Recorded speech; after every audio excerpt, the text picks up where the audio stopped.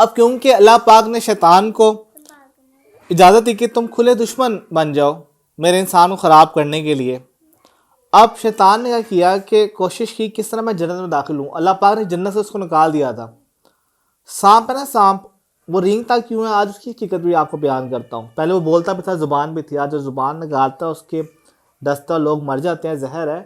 اس کی وجہ بھی بتاتا ہوں آج میں آپ کو. سانپ سے شیطان نے گزارش کی، کافی دیر کوشش کرتا رہا، کسی نے مانی نہیں بات.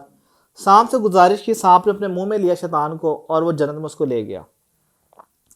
حضرت آدم علیہ السلام کو شیطان نے کہا کہ حال چال پوچھا.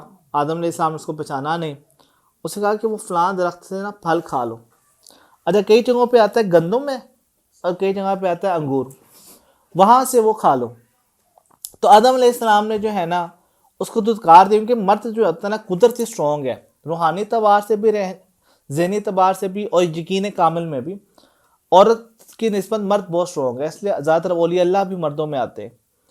جب آدم علیہ السلام نے منع کر دیا نا، تو شیطان نے اماں ہوا کو اپنی باتوں میں لیا، ایموشنل باتیں کر کے، اللہ کی قسمیں کھا کھا کے اور رو رو کے اس کو منا لیا اماں ہوا کو کہ میں آپ کا ہمدرد ہوں، میں آپ کا چاہنے والا ہوں. اور آدم اور اماں ہوا کو کہا کہ تم لوگ مارے جاؤ گے، تم لوگوں کی زندگی ختم ہو جائے گی، اور تم لوگ جو ہے چاہتے ہو دوبارہ زندہ ہونا.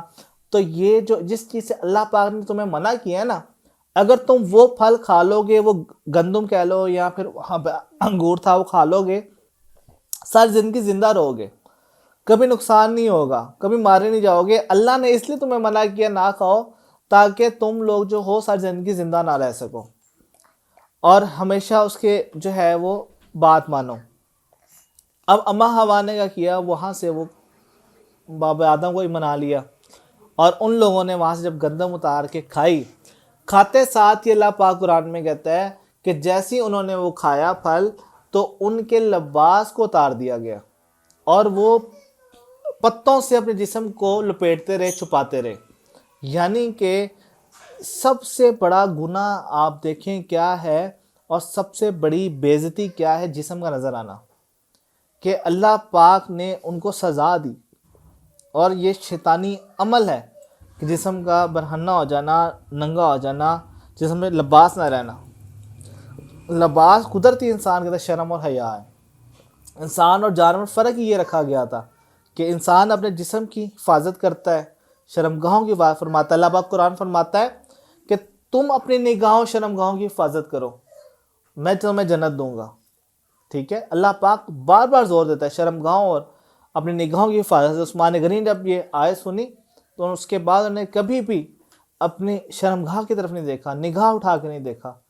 اور یہاں تک آتا ہے کہ خاتم النبی رحمۃ اللہ علیہ محمد مصطفیٰ صلی اللہ علیہ وسلم بیٹھے ہوئے تھے، جب عثمان غنی آئے تو آپ کے ٹخنوں کے اوپر چادر نہیں تھی، تو آپ نے چادر رکھ لی. لوگوں نے کہا یہ تو اس میں عذر میں آتا ہی نہیں ہے. تو آپ نے فرمایا کہ اللہ بھی عثمان سے حیا کرتا ہے، میں بھی اس سے جو ہے حیا کرتا ہوں. تو یہ بات ہے. اس کے بعد وہ کرنے کے بعد اللہ تعالیٰ نے ان کو زمین پہ آسمان سے پھینکا. جبرائیل کو حکم ہوا کہ جاؤ ان کو زمین پہ چھوڑاؤ. اور آپ کو پتہ ہے آدم علیہ السلام کس جگہ پہ ہے دنیا میں؟ پتہ ہے اماں ہوا کی طرح ہی پتہ ہے؟ سری لنکا کے اندر آپ کو اتارا گیا. ہندوستان میں کہا جاتا ہے سری لنکا کے اندر ایک جگہ ہے جہاں پہ پورا ایک جگہ بنی ہوئی جہاں پہ آدم کا پاؤں کے نشان ہے. سری لنکا کے اندر، ہندوستان میں آدم کو اتارا گیا. اور جدہ کے اندر جو ہے کہا جاتا ہے اسپیس ہے جہاں پہ اماں ہوا کو اتارا گیا. اور پھر یہ دونوں بے چین ہو گئے، ایک دوسرے سے مل نہیں رہے تھے. پوری دنیا کے لیے جانور ہیں اور وہ اکیلے ہیں، وہ کیا کرے، پریشان ہیں. اب انہوں نے کیا کیا کہ جب آسمان پہ وہ تخلیق تھی تو انہوں نے کلمہ پڑھا تھا، لا الہ الا اللہ محمد رسول اللہ. انہوں نے اس کلمے کا واسطہ اللہ پاک سے دیا اور معافی مانگی. اللہ پاک نے جہاں ان کو ملایا اس سے کہتے ہیں مقام عرفات. مقام عرفات کا نام سنا ہے کبھی آپ نے؟ جو لوگ عمرہ کرتے ہیں، حج کرتے ہیں، وہ عرفات کا مقام ہے، وہاں پہ ان کو جوڑا ملایا. سزا ختم ہوئی. اب اگلی سزا ملی دنیا. پہلے تو جنت تھی، اللہ پاک نے آدم کو کہا کھاؤ پیو جو مرضی کرو، کوئی محنت نہیں، کچھ نہیں ہے، عبادت کرو اور کھاؤ پیو، جب دل کرے جو مرضی کھاؤ. اب اللہ نے کہا محنت کرو اور کھاؤ.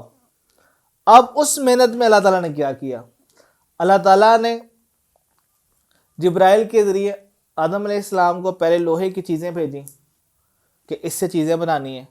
پھر آگ چاہیے تھی, آگ اس کو میلٹ کرنے کے لیے. اللہ تعالیٰ نے دوزخ سے آگ بھیجی, اور وہ آگ اتنی گرم تھی کہ 3 دفعہ لائے کی تو آدم علیہ السلام کا ہاتھ بھی جل گیا.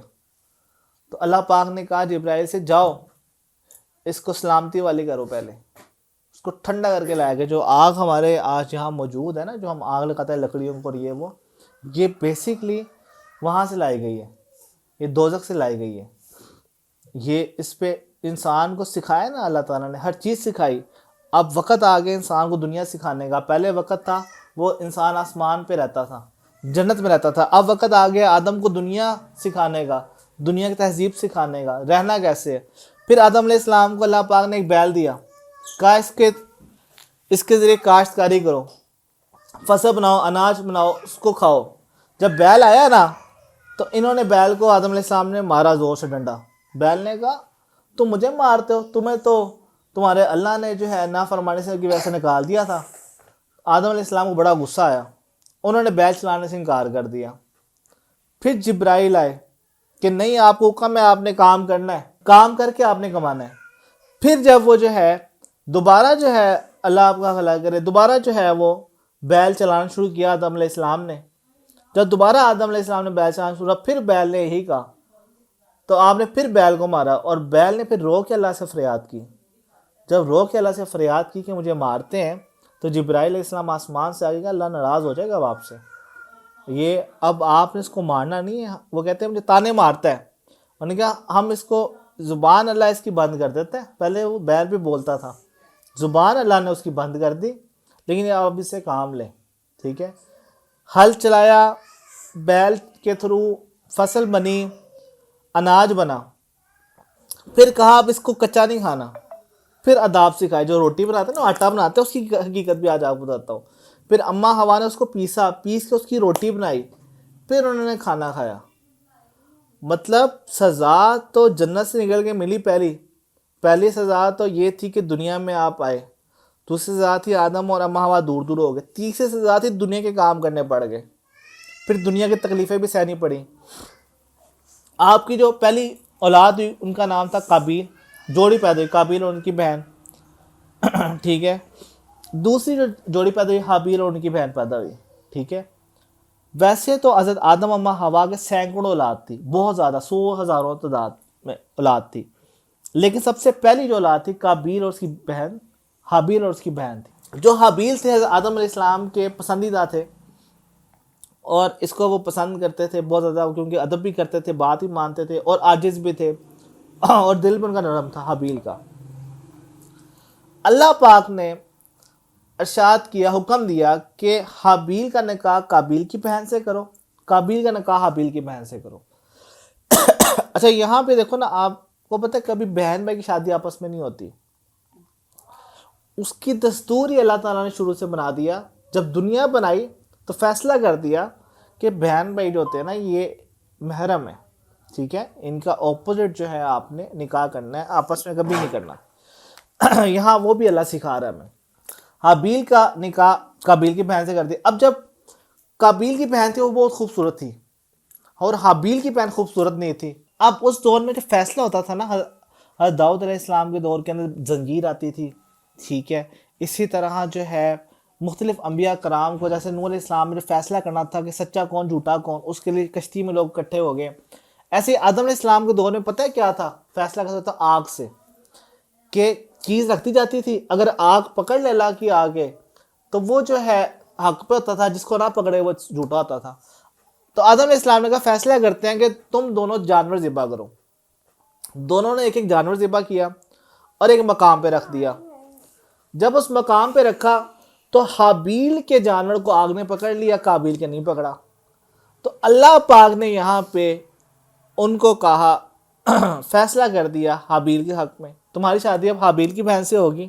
ٹھیک ہے, یہ اب اللہ کا حکم آ گیا, اب اس کے اوپر ہم کچھ نہیں کر سکتے. قابیل نے حابیل کو کہا کہ کیوں نہ میں تمہیں قتل کر دوں. قابیل نے حابیل کو کہا کیا میں تمہیں قتل کر دوں. تو حابیل نے کہا اگر تم مجھے قتل بھی کر دو گے تو میں تمہارا نقصان نہیں کروں گا, تمہیں قتل نہیں کروں گا, میں کچھ ایسا ارادہ نہیں رکھوں گا. اب یہاں پہ حسد نے